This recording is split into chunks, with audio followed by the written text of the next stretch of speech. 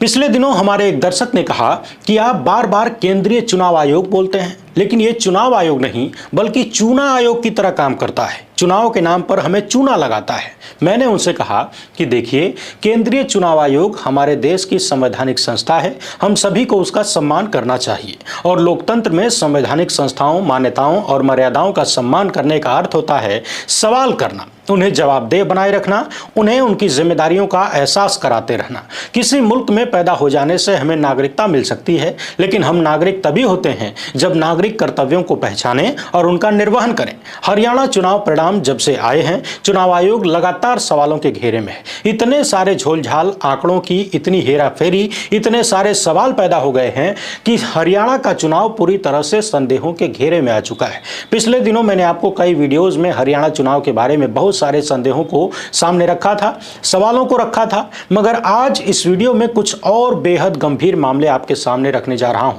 हरियाणा चुनाव से ही संबंधित है और यूं समझ लीजिए कि ये वाला मामला तो सबसे गंभीर है। यकीन नहीं होगा कि 140 करोड़ की आबादी वाले देश में चुनाव आयोग न जाने कितने करोड़ रुपए हर महीने अपने संसाधनों पर खर्च करता है और वो इतनी बड़ी बड़ी गलतियां कर रहा है। हालांकि ये गलतियां हो रही हैं या फिर कोई बड़ा गेम करने में गलती हो रही है, देसी भाषा में कहें तो हड़बड़ी में गड़बड़ी हो जा रही है, इसका फैसला आप दर्शक करिएगा और चुनाव आयोग अपने जवाब के माध्यम से कर सकता है। उम्मीद तो बिल्कुल भी नहीं है कि चुनाव आयोग इन सवालों का जवाब कभी देगा, क्योंकि उसका इतिहास यही रहा है पिछले कुछ सालों का, कम से कम जब से प्रधानमंत्री मोदी सत्ता में आए हैं उसके बाद का।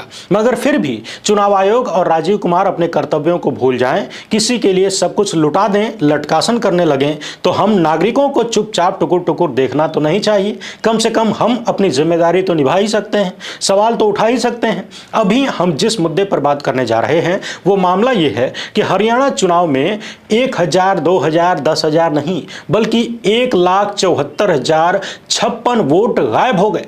फिर से सुन लीजिए, हरियाणा चुनाव में लगभग 1,75,000, पौने 2 लाख वोट ईवीएम मशीन खा गई। शायद उसी को खाकर 99% चार्ज हो गई हो। अब पौने 2 लाख वोट मशीन खा गई या चुनाव आयोग खा गया, इसका जवाब तो राजीव कुमार के पास ही है कि कौन खा गया। मगर आइए सबसे पहले आपको वो तथ्य दिखा देते हैं जो चुनाव आयोग ने खुद ही सामने रखे हैं और इनके अपने आंकड़ों में कितना सारा झोलझाल नजर आ रहा है, इसको समझ लीजिए। मामला बेहद गंभीर है। यदि आप अपने देश को लोकतंत्र समझते हैं तो लोकतंत्र का जन्म वोटिंग से ही होता है, चुनाव से ही होता है। और चुनाव में ही यदि गड़बड़ी हो जाए, यानी यदि किसी को जन्मजात कोई बीमारी लग जाए, तो सोचिए उसका शासन कैसा होगा, उसका पूरा जीवन कैसा होगा। इस वीडियो को पूरा देखिएगा, अन्य किसी मुद्दे पर बात नहीं होगी। मैं आपको बस इतना दिखाना चाहता हूं कि किस तरीके से 1,75,000 के आसपास वोट गायब हो गए, और भी कई सारे झोलझाल आपको दिखाऊंगा और देखने के बाद आप खुद ही ज्यादा से ज्यादा लोगों तक शेयर करने के लिए मजबूर हो जाएंगे। पूरा मामला देखने से पहले आप सभी से एक छोटा सा अनुरोध है, पहली बार है तो चैनल को सब्सक्राइब करके घंटी जरूर बजा दीजिएगा, इससे वीडियो आपको लगातार मिलती रहेगी। इसके अलावा हमारा काम पसंद आता हो तो इस QR कोड या अपने मोबाइल नंबर का प्रयोग करते हुए हमें आर्थिक सहयोग भेजने का प्रयास जरूर करें, ताकि हम आप तक वो चीजें लाते रहें जो देश का गोदी मीडिया छुपाता है। पूरा कच्चा छिट्टा खोलने से पहले आपको बता दें कि इस वीडियो में हम जो भी आकलन करने जा रहे हैं या फिर जो भी आंकड़े आपके सामने प्रस्तुत किए जा रहे हैं वो सब के सब चुनाव आयोग द्वारा दिए गए हैं। यानी चुनाव आयोग की वेबसाइट पर जो उपलब्ध है, समय समय पर उसने जो चीजें दी हैं उन्हीं के आधार पर हम आपको ये सारा कच्चा चिट्ठा खोलकर दिखाने जा रहे हैं। अपनी तरफ से भरपूर कोशिश हुई है कि जोड़ घटाने में कहीं कोई गड़बड़ी ना हो, फिर भी थोड़ा बहुत ऊपर नीचे हो जाए तो इसे मानवीय त्रुटि कहा जा सकता है, हालांकि होना नहीं चाहिए। सबसे पहले अपनी स्क्रीन पर चुनाव आयोग की वेबसाइट का ये स्क्रीनशॉट देखिए। यहां आपको 4, 5 और 6 का सीरियल नंबर दिख रहा होगा। मैं इसलिए इसे दिखा रहा हूं ताकि आपको यह पता चले कि किस समय पर चुनाव आयोग ने कौन सा आंकड़ा दिया। टाइमिंग बड़ी महत्वपूर्ण है। देखिए, 5 तारीख को हरियाणा में वोटिंग थी। चुनाव आयोग ने 7:20 पर शाम के वोटिंग टर्नआउट बताया और कहा कि 7 बजे तक का यह आंकड़ा है। यानी 5 तारीख की शाम 7 बजे तक जो भी वोटिंग हुई थी उसका आंकड़ा चुनाव आयोग ने 20 मिनट के भीतर अपनी वेबसाइट पर अपलोड कर दिया।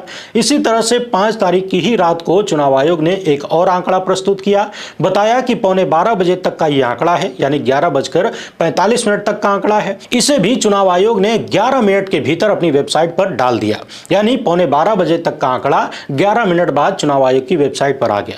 शाम के 7 बजे जो आंकड़ा बताया गया था वो 61.19% था और रात के 11:15 जो आंकड़ा दिया गया वो 65.65% था। और इन आंकड़ों को देने के बाद लगभग 48 घंटे बाद 7 तारीख को, यानी 2 दिन बाद, चुनाव आयोग शाम के 6:39 पर हरियाणा का फाइनल वोटर टर्नआउट बताता है और दावा करता है कि वोटिंग 67.9% हुई। अब यहां हरियाणा की 2 सीटों पर भयंकर वाला झोलझाल देख लीजिए। इसके बाद लगभग 2.25 लाख वोट कहां चले गए उसकी बात करेंगे। एकदम ध्यान से एक एक पॉइंट को सुनते जाइए और स्क्रीन पर ध्यान लगाए रखिएगा। आपके सामने 2 स्क्रीनशॉट है। पहला है 5 तारीख की शाम 7 बजे का और दूसरा वाला है 5 ही तारीख की रात 11:15 बजे का। दोनों स्क्रीनशॉट में हमने जो लाल घेरा लगाया है उसमें 2 सीटों की बात है। एक है चरखी दादरी, दूसरा है पंचकुला। इन दोनों सीटों से जब हमने देखा तो पता चला कि शाम के 7 बजे 58.1% चरखी दादरी में और 54.71% पंचकुला में वोटिंग हुई थी। और सेम आंकड़ा रात के 11:15 बजे चुनाव आयोग ने जो डाटा पेश किया उसमें भी है। यानी हरियाणा की इन 2 सीटों चरखी दादरी और पंचकुला में शाम 7 बजे तक जितनी वोटिंग हुई थी, रात के 11:15 बजे तक का आंकड़ा उतना ही है। यहां पॉइंट में भी कोई बदलाव नहीं हुआ है। इन चीजों को अपने दिमाग में बिठा लीजिए, एक बार फिर से सुन लीजिए। हरियाणा की 2 सीट चरखी दादरी और पंचकुला, चुनाव आयोग के अनुसार शाम 7 बजे जितनी वोटिंग हुई उतनी ही वोटिंग का आंकड़ा रात के 11 बजे भी था। एक वोट का भी अंतर नहीं दिखता, थोड़ा सा भी अंतर नहीं दिखता है। अब जरा यहां विशेष ध्यान रखिए। 5 तारीख के इन दोनों आंकड़ों को देखने के बाद 7 तारीख को चुनाव आयोग जो आंकड़ा पेश करता है उसमें इसी पंचकुला सीट पर वोटिंग परसेंट 59.37 हो जाता है। यानी पंचकुला में जो वोटिंग परसेंट 5 तारीख की शाम 7 बजे और रात 11:15 बजे 54.71% था, वो 7 तारीख की शाम को चुनाव आयोग के आंकड़ों के अनुसार ही 59.37% हो जाता है। अब सवाल यह है कि जब 5 तारीख की शाम 7 बजे से लेकर रात 11:15 बजे तक एक वोट भी नहीं बढ़ा, जरा सा भी अंतर नहीं आया प्रतिशत में, दोनों सीटों पर सेम है, तो फिर 5 तारीख की रात 12 बजे के बाद 7 तारीख को ये 0.5% वोट बढ़ कैसे गया। इसी तरह से यदि आप दादरी वाली सीट को देखें तो 5 तारीख की शाम 7 बजे और रात 11:15 बजे वोटिंग परसेंट 58.1% था, जबकि 7 तारीख की शाम को चुनाव आयोग ने जो आंकड़ा दिया उसमें वोटिंग परसेंट बढ़ के 67.44% हो गया। सवाल यह है कि यहां 9.5% के आसपास वोट कैसे बढ़ गया। सोचिए ये कितना सिंपल क्वेश्चन है कि वोटिंग के दिन शाम 7 बजे से लेकर 11:15 बजे रात तक इन दोनों सीटों पर कोई वोट प्रतिशत नहीं बढ़ता है, जबकि चुनाव आयोग अपने 7 तारीख की रिलीज में कहता है कि हर 2 घंटे पर इनके ऑनलाइन एप्लीकेशन पर डाटा अपडेट होता है, वोटर एप्लीकेशन पर। यानी हर 2 घंटे में आंकड़ा इनके पास आता है, अपडेट होता है। और 5 तारीख की शाम के 7 बजे से लेकर रात के 11:15 बजे तक इन दोनों सीटों पर आंकड़ों में कोई बदलाव नहीं हुआ, जबकि बाकी सीटों में आंकड़े बढ़े हैं, आंकड़े बदले हैं। इन 2 सीटों पर आंकड़ों में बदलाव नहीं होने का मतलब है कि वोटिंग या तो बंद हो गई होगी, तभी तो आंकड़ों में कोई बदलाव नहीं हुआ। और जब वोटिंग बंद हो गई तो इसका मतलब है कि फॉर्म 17C कंप्लीट हो गया होगा। तो फिर 2 दिन बाद एक सीट पर 0.5%, दूसरी सीट पर लगभग 9.5% वोट कैसे बढ़ गया। ये वोट कहां से आया। इन सीटों पर कौन जीता कौन हारा उससे कोई मतलब नहीं है। सवाल बस इतना है कि इन 2 सीटों पर वोटिंग कितने बजे खत्म हुई। शाम 7 बजे से लेकर रात के 11:15 बजे तक वोटिंग में कोई बढ़ोतरी नहीं हुई, तो फिर 2 दिन बाद इतनी प्रचंड बढ़ोतरी प्रतिशत में कैसे आ सकती है, जबकि चुनाव आयोग खुद ही दावा कर रहा है पैरा 4 में कि वोटिंग टर्नआउट ट्रेंड हर 2 घंटे में वोटर ऐप पर अपडेट किया जाता है। तो जब हरियाणा के 88 सीटों पर वोटर टर्नआउट में बदलाव हो रहा था, उस दौरान इन 2 सीटों पर कोई बदलाव नहीं हुआ और वोटिंग समाप्त होने के लगभग 48 घंटे बाद एक जगह 0.5%, दूसरी जगह लगभग 9.5% वोटों में बढ़ोतरी हो गई। और सुनिए, असली मामला तो अभी आगे है, वो और भी गंभीर है। 7 तारीख को ही चुनाव आयोग ने जो लेटर अपनी वेबसाइट पर वोटिंग खत्म होने के 48 घंटे बाद पब्लिक किया था हरियाणा चुनाव से संबंधित, उसमें उसने बताया बताया कि फॉर्म 17C ईवीएम द्वारा डाले गए वोटों को एग्जैक्ट बताता है, जो कि रजिस्टर में भी पूरा मेंटेन किया जाता है। यानी पोलिंग स्टेशन पर रजिस्टर में सारी चीजें लिखी जाती हैं, साथ साथ फॉर्म 17C पर भी सारी डिटेल कंप्लीट की जाती है। यहीं पर चुनाव आयोग जेंडर वाइज पूरी डिटेल दे रहा है कि कितने प्रतिशत महिलाओं ने वोट डाला, कितने प्रतिशत पुरुषों ने वोट डाला और कितने ट्रांसजेंडर ने वोट डाला। जाहिर सी बात है, ईवीएम मशीन तो बता नहीं सकती कि बटन दबाने वाला महिला है कि पुरुष है कि ट्रांसजेंडर है, वो लिंग का टेस्ट तो कर नहीं सकती है। पोलिंग स्टेशन पर रजिस्टर में जो लिखा जाता है उसी से पता चला होगा कि कितनी महिलाएं कितने पुरुषों ने वोट डाला।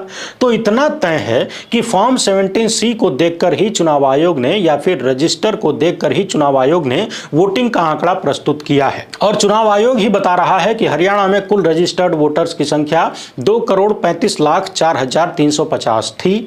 इसी के साथ चुनाव आयोग ने डिस्ट्रिक्ट वाइज वोटिंग परसेंटेज भी बताया और यह भी बताया कि पूरे हरियाणा में 67.9% वोट पड़ा है। यानी अगर आप कुल रजिस्टर्ड वोटर्स की संख्या का 67.9% निकालें तो यह संख्या आती है 1,38,20,604।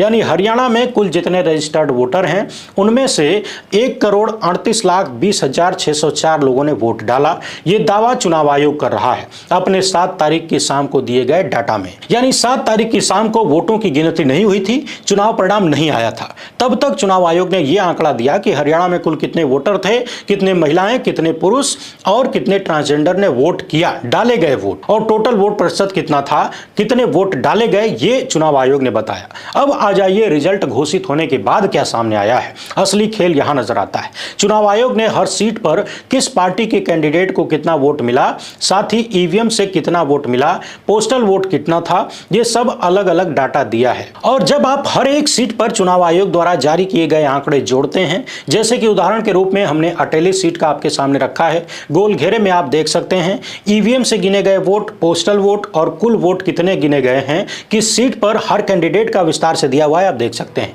तो यहां पर जब हमने हर एक सीट का पूरा आंकड़ा जोड़ा तो पता चल रहा है कि हरियाणा में ईवीएम वाले वोटों की कुल जितनी गिनती हुई वो संख्या है 1,36,46,547। पोस्टल बैलेट से वोटों की गिनती हुई 78,618 और इन दोनों को मिलाने पर संख्या होती है 1,37,25,165। ध्यान रखिएगा, ये रिजल्ट के बाद कितने वोट गिने गए उनकी संख्या है, डाले गए नहीं, गिनती किए गए वोटों की संख्या है। जबकि 7 तारीख की शाम को चुनाव आयोग ने जो आंकड़ा दिया था उसमें बताया गया था कि हरियाणा में कुल कितने रजिस्टर्ड वोटर हैं और कितने लोगों ने वोट डाला, यानी वोटिंग प्रतिशत क्या था, यानी कितना वोट डाला गया। और चुनाव परिणाम आने के बाद जो दूसरा आंकड़ा सामने आया है, यानी 1,37,25,165 वाला, ये गिनती किए गए वोटों की संख्या है।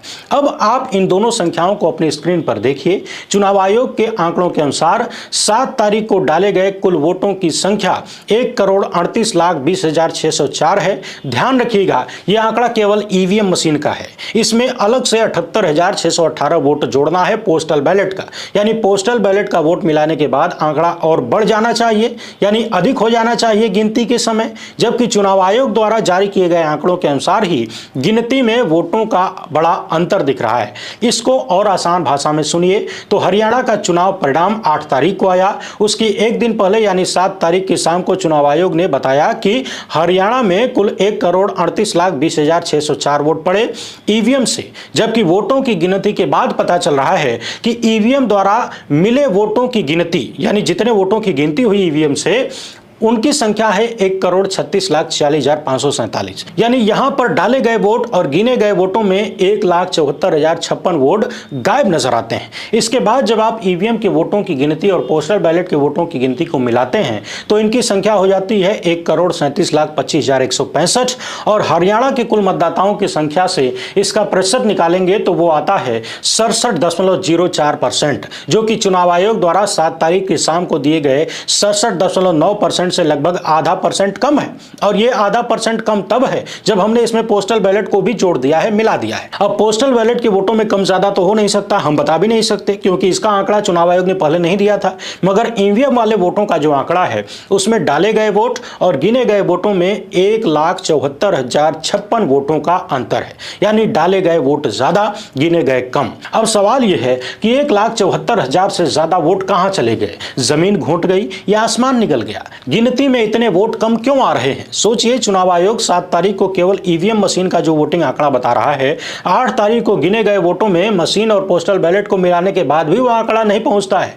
कितना आसान सा सवाल है। चुनाव आयोग खुद ही कह रहा है कि हर 2 घंटे में हमारे वोटर ऐप में आंकड़े अपडेट कर दिए जाते हैं, फिर भी 5 तारीख की शाम वोटिंग खत्म होने के बाद 48 घंटा लग जाता है चुनाव आयोग को फाइनल वोटर टर्नआउट बताने में, और 48 घंटे बाद भी जो आंकड़ा दिया जा रहा है उसमें इतना ज्यादा झोलझाल। चुनाव आयोग के ही पूर्व आयुक्तों का कहना है कि सारे आंकड़े लाइव होते हैं तो उसी रात फाइनल वोटर टर्नआउट आ जाना चाहिए। हमारे वक्त में हम दिया भी करते थे, रात में ही जारी कर देते थे, सुबह तक इंतजार नहीं कराते थे। मगर आज राजीव कुमार की सरपरस्ती में ये सब कुछ बिल्कुल अलग तरीके से हो रहा है। हरियाणा जैसे छोटे राज्य में क्या अधिकारियों के कर्मचारियों की वापसी में 48 घंटे का समय लग जाता है? और जब सारे आंकड़े ऑनलाइन ही उपलब्ध कराए जाते हैं, ऐप में अपडेट किए जाते हैं, तो किसी चुनाव कर्मचारी के वापस आने जाने का इंतजार क्यों करना?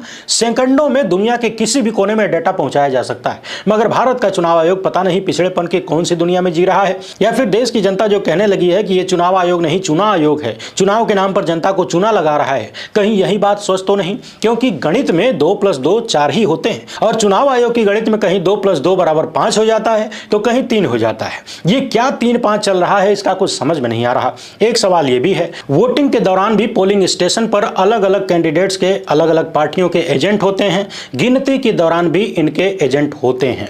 तो फिर सवाल यह है कि क्या इन्होंने फॉर्म 17C से सारे वोटिंग के आंकड़े को, यानी डाले गए वोट और बाद में गिनती किए जा रहे वोटों को मिलाया नहीं? अगर मिलाया तो फिर ये इतनी बड़ी चूक कैसे है? सवाल यह है कि अगर मिलाया और गड़बड़ी मिली तो फिर उन्होंने आवाज क्यों नहीं उठाई, ये मामला सामने क्यों नहीं आया? और यदि गड़बड़ी नहीं मिली तो क्या वहां पर भी सारे एजेंटों को सेट किया गया था, विपक्षी दलों के एजेंटों को? आखिर इतना बड़ा मामला कैसे हो सकता है? सोचिए, हरियाणा में मात्र 22-23 हजार वोटों से कांग्रेस पार्टी 9 सीटें हारी है, और यहां 1,74,000 वोट काउंटिंग के समय गायब हो गए। कितना बड़ा फर्क है। पिछले वीडियो में हमने बताया था कि किस तरह से पोस्टल बैलेट में कांग्रेस प्रचंड बहुमत की तरफ जाती हुई दिख रही है और ईवीएम वाले काउंटिंग में बीजेपी आगे निकल जाती है। कांग्रेस पार्टी ने लगातार आरोप लगाया है कि बहुत सारे ईवीएम 99% तक चार्ज थे। तो सवाल यह है कि क्या मशीनें बदली गई? क्योंकि पूरे दिन प्रयोग होने के बाद 4 दिन तक रखने के बाद कोई मशीन 99% चार्ज हो, यह संभव नहीं है, यह असंभव है। आप सब मोबाइल फोन का प्रयोग करते हैं, 100% चार्ज होने के बाद भी निकाल लीजिए तो कुछ ही मिनट बाद वो 99 पे आ जाता है, जबकि मोबाइल फोन बहुत छोटा डिवाइस है ईवीएम मशीन की तुलना में। कांग्रेस ने आरोप लगाया है कि 20 सीटों पर मशीनों में झोलझाल हुआ है और चुनाव आयोग सब लेटर लेके बैठ गया है। सवाल यह है कि आखिर कब तक केंचुआ की मनमानी ऐसे ही चलती रहेगी? साल 2019 के चुनाव को लेकर भी और साल 2024 के लोकसभा चुनाव को लेकर भी इस तरह के तमाम आरोप लगे। एडीआर से लेकर वोट फॉर डेमोक्रेसी तक ने सारे आंकड़े प्रस्तुत किए, चुनाव आयोग को तमाम सवाल भेजे गए, चुनाव आयोग ने कोई जवाब नहीं दिया। तो सवाल और चिंता यही है कि अगर चुनाव आयोग तमाम तामझाम करने के बाद चुप्पी साधे रहे, सवालों के जवाब न दे, तो क्या उसको सही मान लिया जाए? क्या उसे सवालों से छूट मिल जानी चाहिए? जिस तरह से चुनाव आयोग और भारतीय जनता पार्टी ने ईवीएम मशीन को भगवान बना दिया है, क्या देश की जनता भी चुनाव आयोग को और बीजेपी की सरकारों को भगवान मान ले? चाहे जिस भी तरह से भारतीय जनता पार्टी सरकार बना ले, जनता के ऊपर थोप दिया जाए, लोग चुपचाप उसको झेलते रहें। राजनीतिक दलों का अपना क्या लोचा है, इससे कोई लेना देना नहीं है, क्योंकि असल नुकसान तो देश की जनता का है, आपका है। बार बार मशीन से और चुनावी गड़बड़ियों से मार खाने के बाद भी देश के विपक्षी दल और उनके नेता कोई एक्शन नहीं लेते, फिर से उसी मशीन पर भरोसा करके चुनाव लड़ने चले जाते हैं। मगर फिर भी हमारा सवाल किसी अन्य चीज से नहीं है, सवाल बस इतना है कि चुनाव आयोग जो अपना आंकड़ा दे रहा है वो तो कम से कम सही हो, उसके डाटा में इतना झोलझाल क्यों है? मगर फिर भी नुकसान तो सबसे बड़ा देश की जनता का है। यही सवाल पैदा होता है कि अब तक देखा गया है, चुनाव से पहले या फिर चुनाव जीतने के बाद भी राजनीतिक दल जनता को अपने पक्ष में बनाए रखने के लिए कोई फैसला लेते हैं। मगर नरेंद्र मोदी के जमाने में डबल इंजन में देखा गया कि जनता चाहे जितनी खिलाफ हो जाए, नाराज हो जाए, चुनाव के दौरान भी इन्हें फर्क नहीं पड़ता। यहीं पर सवाल पैदा होता है कि आखिर किस बात पर इतना भरोसा है कि जनता साथ हो न हो, हम चुनाव जीत ही जाए। हरियाणा में ही देख लीजिए, महिला पहलवान हो, किसान हो, नौजवान हो, अग्निवीर का मामला हो, एमएसपी की बात हो, भाजपा की सरकार झुकी नहीं। दूसरी तरफ कांग्रेस ने इन सभी मामलों में जनता का साथ दिया, हर एक वादा पूरा करने का वादा किया। फिर सवाल यह है कि भाजपा को किस चीज पर भरोसा था और यह भरोसा कहां से आ रहा था? अब फिलहाल का सबसे बड़ा सवाल यही है कि पहले तो चुनाव आयोग ने 5 तारीख के 2 आंकड़ों के बाद पता चला कि 7 तारीख को एक बार 3 लाख तो एक बार 9 लाख से अधिक वोट बढ़ गए, और अब समझ समझ में आ रहा है कि 7 तारीख को भी जो आंकड़ा दिया गया उसमें जितने डाले गए वोट थे 8 तारीख को उससे कम वोट गिने गए। बाकी चरखी दादरी का मामला भी और पंचकुला का मामला भी आपने देखा। ज्यादा से ज्यादा लोगों तक इस वीडियो को पहुंचाइए। आपके व्हाट्सएप ग्रुप में जितने भी ग्रुप हैं सबको भेजिए, सारे कॉन्ट्रैक्ट्स पर भेजिए, सोशल मीडिया पर हर जगह हर प्लेटफॉर्म पर इसे शेयर करिए। लोगों को यह सारी जानकारी देनी बहुत जरूरी है। अपनी राय कमेंट बॉक्स में जरूर दीजिएगा। फिलहाल इतना ही। हमसे जुड़ने के लिए बहुत बहुत धन्यवाद। जय हिंद।